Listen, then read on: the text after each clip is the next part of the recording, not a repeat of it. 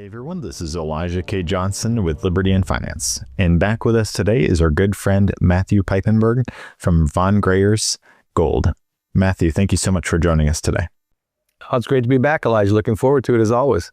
Well, it's great to have you today. I did want to discuss the inflation data we just got out today and how it's impacted the markets. And also, these last few days, Tuesday and Friday of last week, kind of scared a lot of gold bulls. So your perspective on what is happening right now? Well, certainly it's the talk of the gold space. Of course, naturally it's going to make headlines for all kinds of good and bad reasons.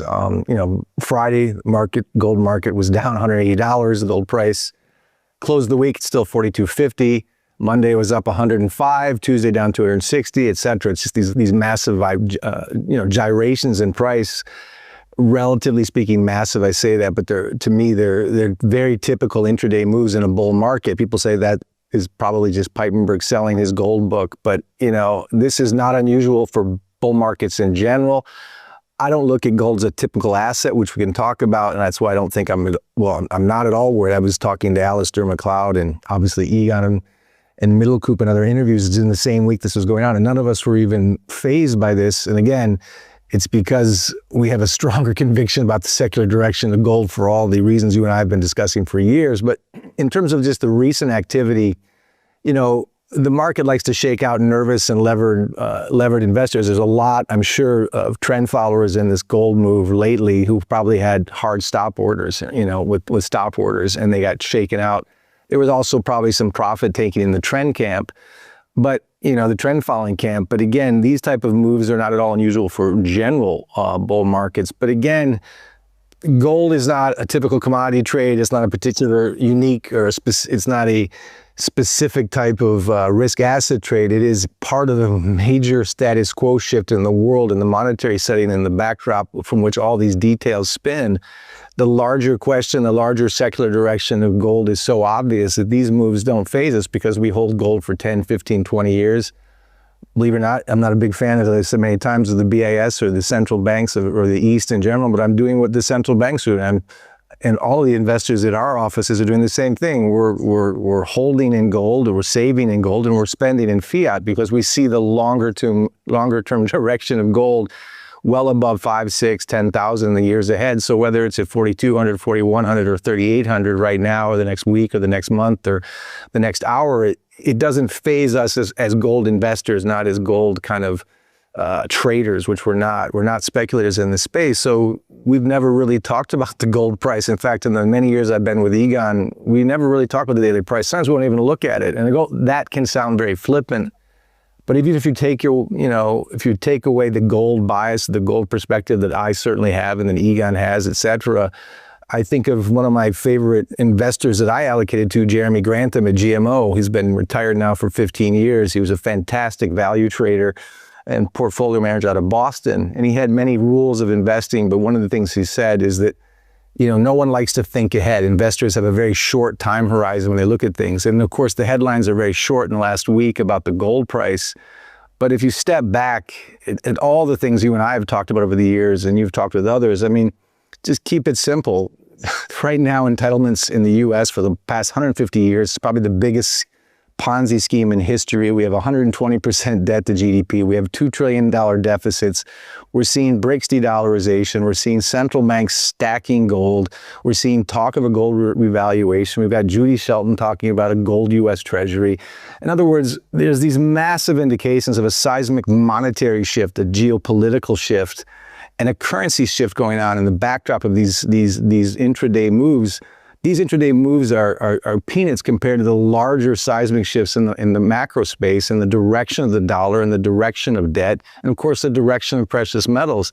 So why would you be thinking about, this market's topping out, I got to get out now at the top? Why would you want to sell a key asset with no counterparty risk when the entire world is riddled with signs of counterparty risk, from the US Treasury, the US dollar, to risk assets, to stable coins, to AI stocks? It's fascinating to me. But again, people think that maybe this is the end of the bull run. I have my bias. This is chapter 1 of a very long novel, maybe chapter 2 for the direction of gold. And it's easy to get seduced by certain headlines. I mean, even during Weimar, when you started to see wheelbarrows of money, every now and then there'd be a headline saying, the Versailles Treaty has been amended, our reparations are going to go down, and people would actually start selling gold and buying more Reichsmark. Within the next 2 or 3 weeks, the currency was getting slashed by 200-300% or doubling every 2 weeks. They thought that the problems are over. The problems that gold is an anti-fiat solution to, the problems that gold is solving or basically doing nothing but hold its value while the rest of the world devalues, those are not going away just because there's a $150 move in the gold price during this particular day, up or down. These problems are so endemic to the global macro system and the global financial system. Again, long answer to a short question, Elijah, but no, these price moves don't faze me because I hold gold for decades, not for weeks or months. I don't trade them. I save in them. The 1,000+ clients that we have from 90 different countries are doing the same thing. And any gold investor right now understands this perfectly. It doesn't faze me in the slightest, Elijah. It's a short answer. Well, it's definitely a paradigm shift or a different way of thinking, right? If we just think of having precious metals as savings and valuing things, I guess, with respect to precious metals, right? Rather than thinking, well, the dollar prices of gold is moving up. I mean, we don't care about maybe what the Australian dollar is doing, with respect to the US dollar when we're holding US dollars in savings. We just see that number. So maybe valuing the number of dollars that we have. So maybe valuing our wealth in ounces might be a more helpful thing than valuing it in the dollar value. Because, I mean, if you just look at a chart, the value of the dollar has just gone down for decades. Well, look, it's a very important point. And this is the whole conversation about the DXY relative to the euro or the yen, or certainly if you're in Argentina. I have a lot of friends in Argentina, and they would certainly rather have dollars than pesos. We talk about that all the time. It's all relative. In absolute terms, though, the dollar's losing purchasing power dramatically against gold and silver.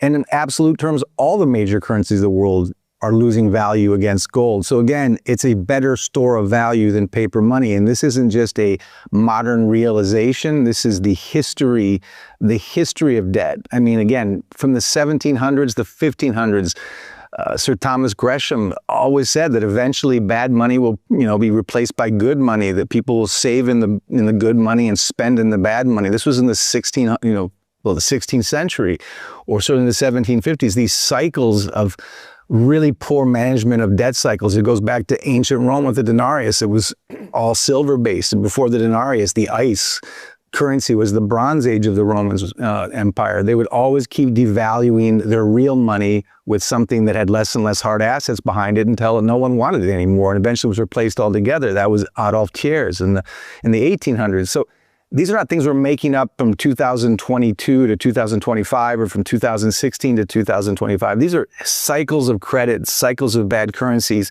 cycles of incredibly negligent mismanagement of spending versus income, and debt versus income, and deficits versus growth. We've gone over the numbers ad nauseum, you and I together, but it's very, very simple pillars here. You have too much debt, you debase the currency to pay for that debt. Eventually that currency becomes unloved. The IOUs from the government in that debt become unloved, and the world in general and the citizens in that country start to realize the purchasing power of their debased money is no longer as good as hard assets in general, and gold and silver in particular. This is a cycle we've seen throughout the centuries. It's very hard for many of us to accept that. No one wants to look at CPI scales or yield curves or other kind of dramatic Wall Street lingo or kind of wanky talk. But the bottom line is we all feel the inflation. We all feel it in our purchasing power. You don't have to be an expert in markets or in precious metals to realize you're being robbed and that the currency is being devalued right before your eyes. It's melting. And, this isn't the first time America's devalued its currency to get out of a debt crisis. We did it in 1933 when we went off the gold, when we confiscated gold and overnight revalued it from $20 to $35 an ounce. That was a massive revaluation, almost a 70% devaluation of the dollar. In 1971, when Nixon went off the gold standard, gold subsequently rose by 8,000% in the 50-year since, but immediately the dollar sank by 90%. So that was a deliberate devaluation plays of our currency to monetize a debt crisis. Again, twice almost in just the last 100 years. So what we're going through right now is the jig is kind of up, and the signs of that, again, I'm not making these things up. If you don't have to read all the history of Sir Thomas Gresham or even Reinhard and Rogoff modernings or the Austrian school. You can just look at the de-dollarization, where the DXY has been sitting, the deformed equity and credit markets, the US Treasury demand, the selling of US Treasuries net and the buying of of gold net since 2014. As of this recording, central banks hold more gold than they hold U.S. Treasuries. And even Judy Shelton wants to issue a gold-backed U.S. Treasury at the long end. Why? These are just open and obvious signs that the world is turning away from a debased dollar, a debased greenback. Still very powerful, we can talk about that, but they're saving in precious metals because it holds its value better than paper money. We can't say it enough. There's 5,000 different ways to say it. We can't say it enough. This is not a gold bug case. This is a macroeconomic shift. This is a major shift. It's not the end of the world reserve currency, certainly not yet. It's not even the end of the dollar, but it is a massive shift from the petrodollar to the U.S. Treasury markets, to the gold stacking of central banks, to the BIS making it a tier 1 asset.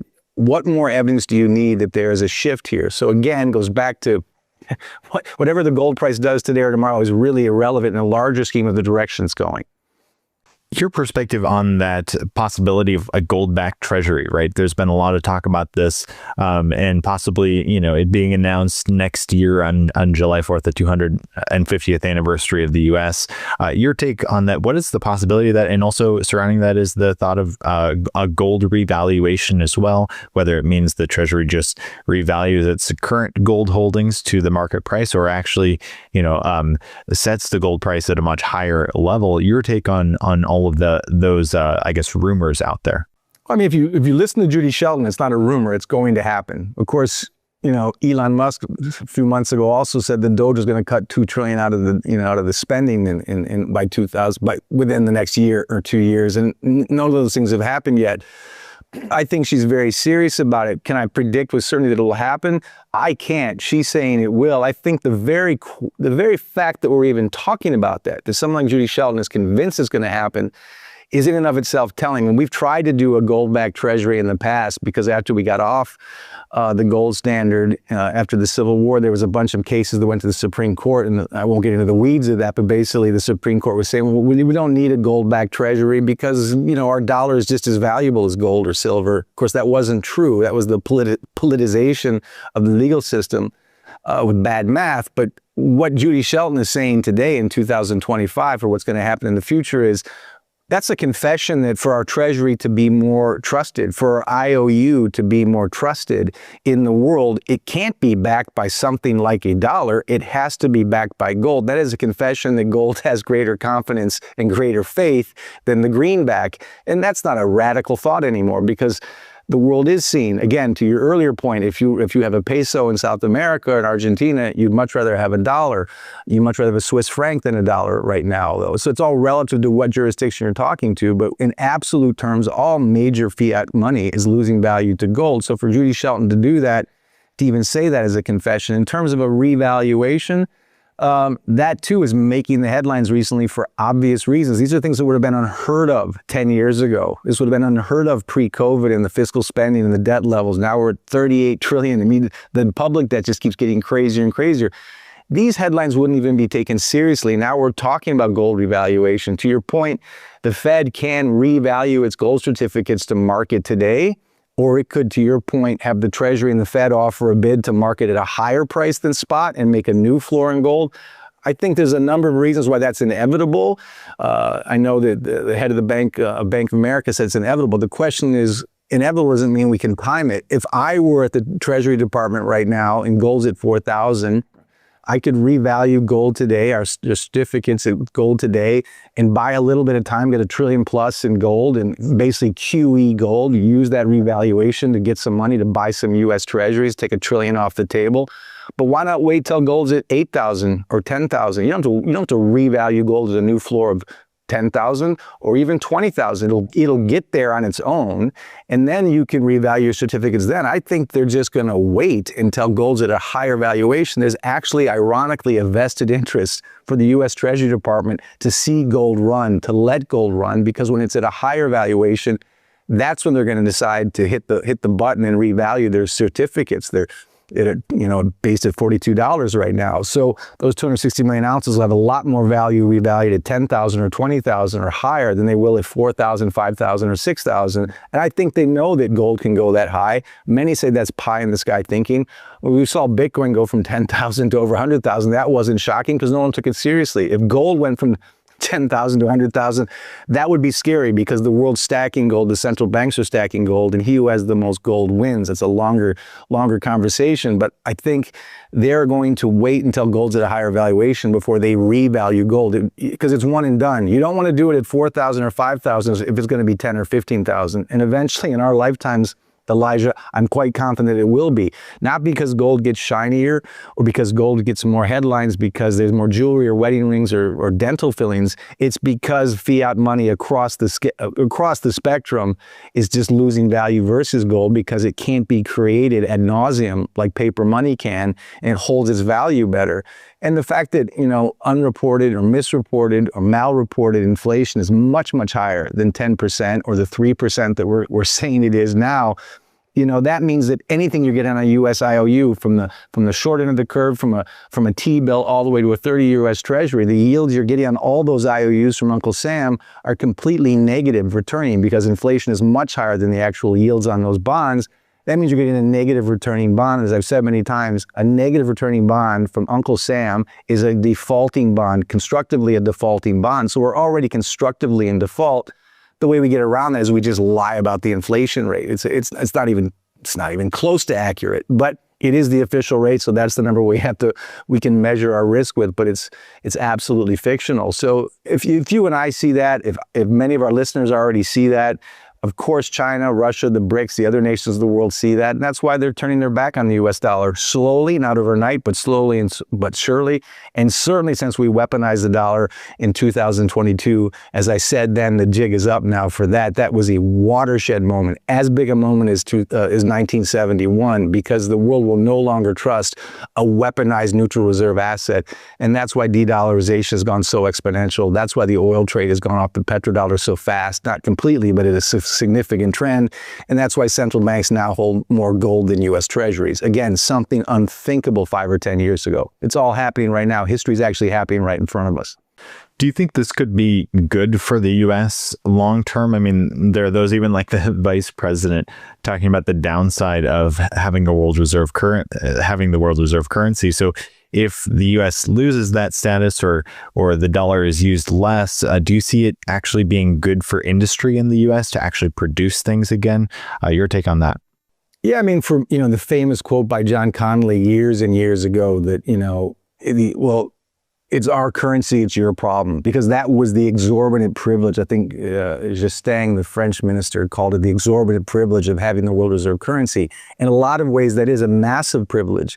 Because if you have the world reserve currency and the world has to use that currency, and certainly if you have a petrodollar and the oil or the energy consuming world has to consume that currency or that energy in that currency, there's this massive demand, that straw sucking demand that Brent Johnson talks about for your dollar. That's an exorbitant privilege. You can export your inflation to the rest of the world. You can print and spend. But your dollar, even though you're debasing it at home, if the rest of the world needs it, it keeps that demand for that dollar. So it keeps it from being completely destroyed or debased away. And so that was the exorbitant privilege then. That was the our currency, your problem quote of Connolly in the 70s. But you fast forward to 2025, it's now our currency, our problem, because for a number of reasons, when our currency is backed by a US Treasury that no one wants anymore, or when yields get higher, that becomes our problem. We have to pay back our own debt at a higher cost, at a higher percentage, and that makes that very hard for Uncle Sam to pay his own bar tab. So that's one of the problems where our currency becomes our problem.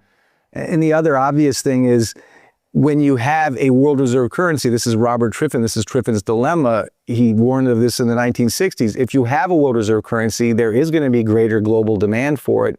And that means your currency will always be relatively, for the most part, stronger than most other currencies. If your currency is stronger than most other currencies, you're going to be running trade deficits. It's going to be harder to export your widgets, your toasters, your blue jeans, your car parts, your tires, your whatever, to the rest of the world when it's more expensive because the dollar is more expensive. So that creates a natural trade deficit. It's no fault of the manufacturers themselves, but what Triffin also says, eventually the CEOs of these companies, the producers of these widgets in the US are going to see that we have this problem. Our dollar is too strong. Our cost of labor is too strong. We're going to offshore that labor to cheaper zip codes where labor is cheaper and our margins are better. And of course, we've certainly seen that since the World Trade Organization in 2001 when we outshored the American dream and made it in China, because the American dream was made in China for decades.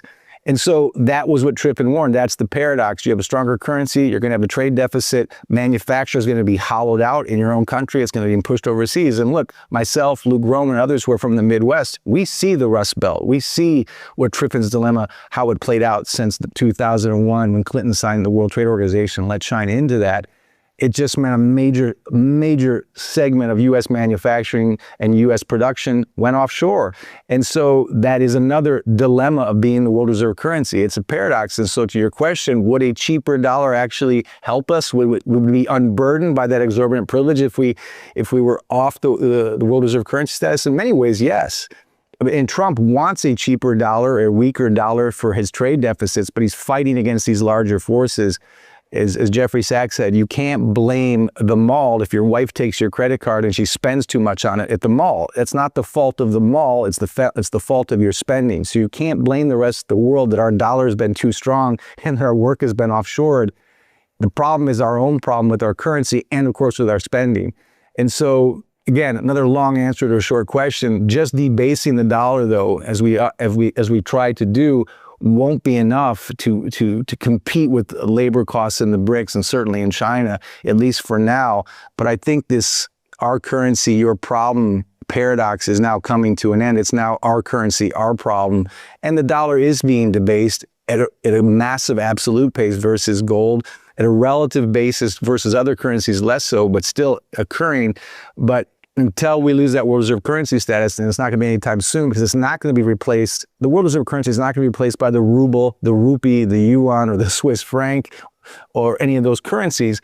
Instead of seeing a new world reserve currency, what we're going into is a multipolar era where regional currencies will use for trade and they'll be net settled in gold. And that's really what the BRICS have been playing at the long game for, already preparing since 2014, accelerating since 2022. And we're going to see even more so in the next couple of years. Gold as a key financial tier 1 strategic reserve asset used for net settlement.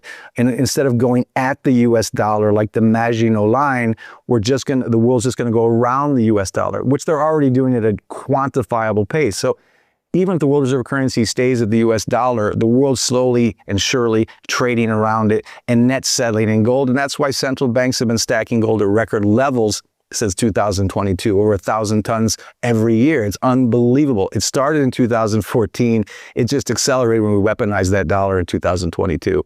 Last question would be kind of to play devil's advocate, right? There are some people who are concerned. They're seeing silver run up to 50, right? The 2011 high. Last time it pulled back from this level, it went all the way to $10, or, $11 in 2020. And then with gold as well, you had a high around 2000, just under 2000 in 2011. For the next 4 or 5 years, it would have been a lot better holding on to dollars than to gold. The gold got cut in half about in half with respect to the US dollar. So what gives you confidence that what we're seeing right now, this week and a half since this pullback, this isn't another 2011 all over again? Well, it's a very important question. And of course, I can't just say, well, don't worry, gold and silver will only go secularly up and there's nothing to worry about, no major pullbacks. Yes, of course, there are pullbacks in bull markets. I still believe that. And I absolutely believe that the world in 2025 is very, very different than the world in 2011 for all the reasons we just went over. Again, from the BRICS to the de-dollarization, to the tier 1 status, to even banks like Morgan Stanley recommending 20% gold allocations, to the obvious movement by central banks to prefer gold over US Treasuries, Judy Shelton, et cetera. So the world in 2025 and that tipping point, that pendulum swing to real money versus fake currency or paper money is very, very on the minds and very conscious of the central banks and the policymakers of the world, much more so today, post-2022, than it was in 2011. So comparing gold and silver's moves in 2025 is very different than in 2011. So all the reasons I see gold in a bull market, silver will outperform gold in percentage moves, both to the upside and the downside, depending on the volatility. But in the long run, silver will be significantly higher in the future than it is today if you're holding it for the long term. But it's important. That's my view. That's my conviction. To those who would say Piepenburg is possibly selling his book, his dollar case is intelligent, but it might not necessarily be correct. These are important things. I want to make it very clear that there are cases where the dollar could have a last dance, as Henrik Zeberg said, or as in certainly the Brent Johnson, the milkshake theory, he thinks the DXY could go to 130. Could that mean a weaker gold and silver price? Could Matt Piepenburg's thesis about the macro environment in 2025 being so different now that maybe gold and silver are at some risk and his secular arguments are too optimistic? You got to at least look at that, right? I mean, again, I have said that devaluation is nothing new. I have said that the debt levels today are very different than 2011 or even 2008, and that the world is proving itself with its central bank stacking and with its preference for US dollar or US Treasuries. It's proving that this time is a very new cycle, not different. It's just a new part of the cycle, that it won't be behaving like prior pullbacks. And the strong dollar case by Henrik Zeberg in particular is that, look, Matt, you can say all these things you want about debt and how ugly the dollar is. Brent Johnson would agree how ugly the dollar is, but the DXY is going up because in times of real stress, that's still the safe haven. And they would argue that 58% of global FX reserves are in US dollars, that 80% of global trade finance is in US dollars, that 13 trillion plus in global debt is still denominated in US dollars. There's massive euro dollar demand. There's massive demand in the derivatives markets because they all have to be backed by US Treasuries. And there's 90 trillion FX swaps, Matt. So look, when the what hits the fan, if markets mean revert, that means the world's going to still run to the best horse in the glue factory, the US dollar, and the DXY is going to spike. And what Zeberg is saying is when that happens, there's going to be a run to the safe haven of the US Treasury and the US dollar, DXY will spike, and there'll be a 30% retracement in gold, which means a much higher retracement in silver. That's the case against what I'm saying. It is a valid case. You cannot ignore the case. My counter to that case is, first of all, running up into 2025 is very different than the run up into 2008. And the world is very much showing us their hand, so to speak. And that is, the world is already preparing for some type of mean reversion in the market, some type of credit crisis, some type of uh-oh moment in the S&P.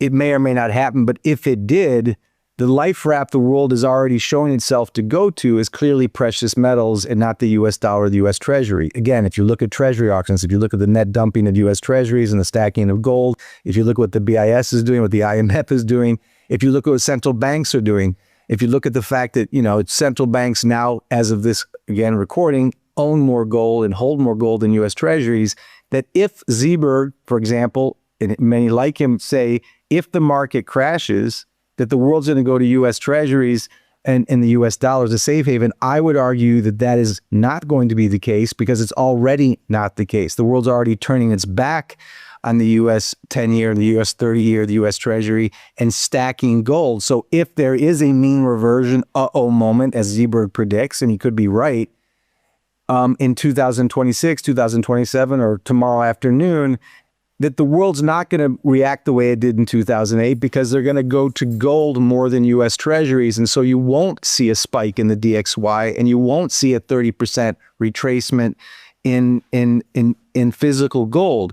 Now, again, that's just my view. He's arguing that history repeats itself or history rhymes, and that the next market crisis will be very similar to the case study that was the great financial crisis. Again, I'm saying that's not necessarily the case. The world's already moving away from the safe haven of the 10-year and the dollar to physical gold.